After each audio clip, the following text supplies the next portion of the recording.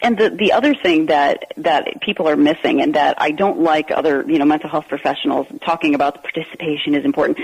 Okay, I think that's I don't like that, because of the fact that the reason that people learn where they're supposed to be in life, what they're supposed to do, the whole reason that I'm a geek is because I sucked at sports and everybody told me so. Yeah.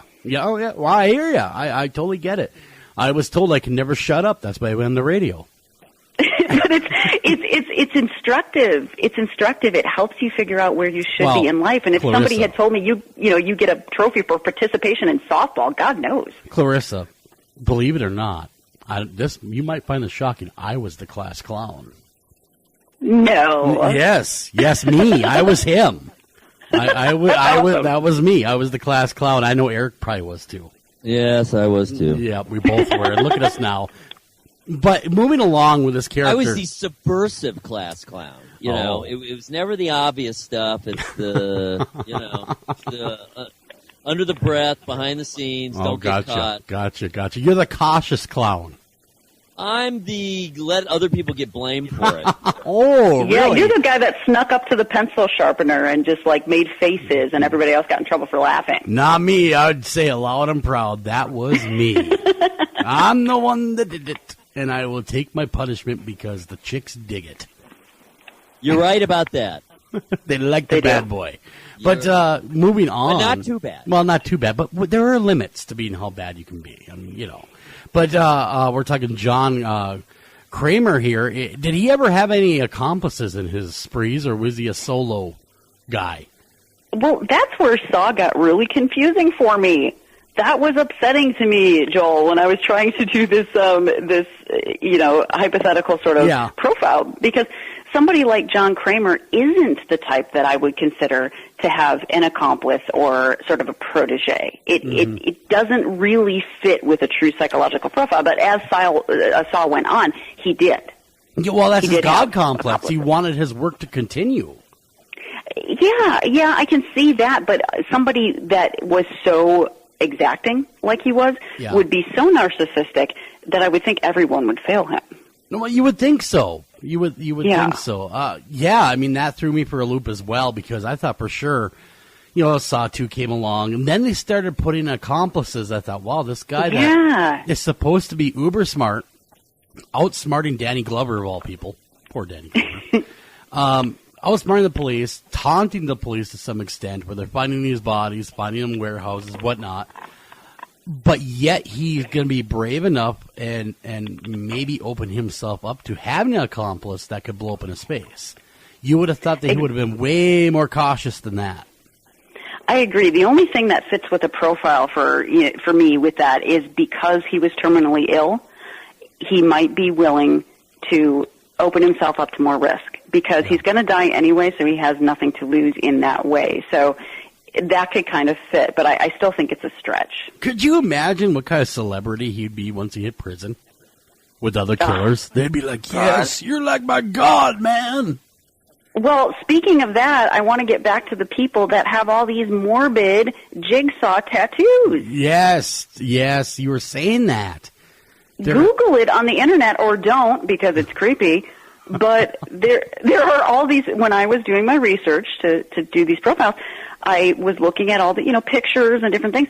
There are all these people that have the jigsaw piece of flesh. Oh my Lord, they do. They do. That was taken out of the skin in the movie, and I was actually kind of shocked by that. Oh, yeah, I'm Googling it right now, and people have really gotten creative with it. Yeah, wow, that is really kind of scary. So why would they do that? Please explain that to me. I've never gotten that. I don't worship at the feet of killers and evil. Do you have a tattoo at least? I have no tattoo. I have tattoos. Okay. I do too, but not that would glorify a killer. And the only thing that I can think is, you know what? Okay, so have you guys seen the Boondock Saints? I have. Norman Reedus is in it. Yes. Yes, he is. And I've seen multiple tattoos with that, the Equitas Veritas, truth and justice. I've seen multiple tattoos, and technically they are serial killers. They are. Boondock Saints. So I think it is the idea that Jigsaw represents a sort of a truth and a justice. That's all I can think. Yeah, I see you. I'm following you down this path, but My gosh, talk about going about the wrong way. Yeah, I know, especially the more gruesome ones where it really looks like a piece of their flesh was taken out. I mean, to me, I see what they're trying to represent, but doesn't that represent the fact that you didn't survive one of his puzzles and now you're dead and he took a piece? True. Now, in the movies, they never show a profiler after him. No. You know, it's not like there is a yin to the yang. There is no Starling after him. There is no good guy, so to speak, in any of this. It's not like, you know, other than the police, of course, which is show, and he dispatches them. But there's none of these, you know, like, yes, this is the Jigsaw killer again. You know what I mean? There's no hero to bond to. Well, but that's the thing that made it so interesting with Jigsaw is that they're trying to make him both. He's also the hero. He's the villain and the hero of his own story because he only goes after, he's the only person that, he picks people that he feels don't deserve to live. Yeah, he's the tortured hero is what he is. Which is... Does this mean that under the surface, a high percentage of us really wish that we were vigilantes or that there was a more common more common instances of vigilante justice? I mean, do people not remember lynching? That's not even 100 years ago. Yeah. I see what you're saying, but I also know from being on the inside of it how the system works, how slowly it works. Oh, God, yeah. And how justice is often not meted out. I cannot tell you how many times I've read, I mean, this is literally every day of my working life, that I am reading reports about gentlemen who have had charges dismissed completely, quote, in the interest of justice. So just to get them convicted of a different crime, they have that piece dropped. And if you are the father of, it's typically a sexual crime. Yeah. So if you're the father of one of these women who have been raped, dropping that charge in the interest of justice, it makes me mad too. Well, you know, the thing of it is vigilante justice is instant. You know, it would be a much more polite environment in America or anywhere really where if you could be held responsible almost instantly for your crime. Justice should be swift, and that's what people don't understand. I'm not talking like ignoring due process. That's wrong. And vigilante justice, although really satisfying, is also wrong. It is wrong. Absolutely it is. It's wrong, but I think that the system needs to become a lot faster than it is because justice, when it's meted out many, many years later, it's not effective. You know, when I was going to college, I took some history courses, Old West history courses. Oh. And I was really interested because my family came from Sturgis, South Dakota, which is right in the heart of the Old West. And it was interesting to read about how they treated people. But back in those days, if you were convicted of, let's just say, murder, they would grab you and take you to the gallows. You know, they were not interested in a lot of my, what I read, were not interested in doing appeals and this and that. When the judge's gavel fell, that was it. You were done. Right, and even up until, even in quote-unquote civilized times after the Old West, it was usually only a matter of weeks or months before somebody was put to death. Now they're 20 years, 25 years.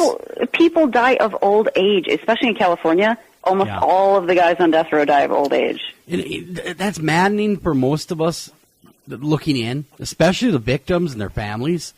Here they are, you know. What I've seen more than once, and this almost makes me cry to think about, is people that have put videos in their wills because they know that the killer will outlive them. So every time there's a parole hearing, it gets played at the parole hearing because they know that the killer will live longer.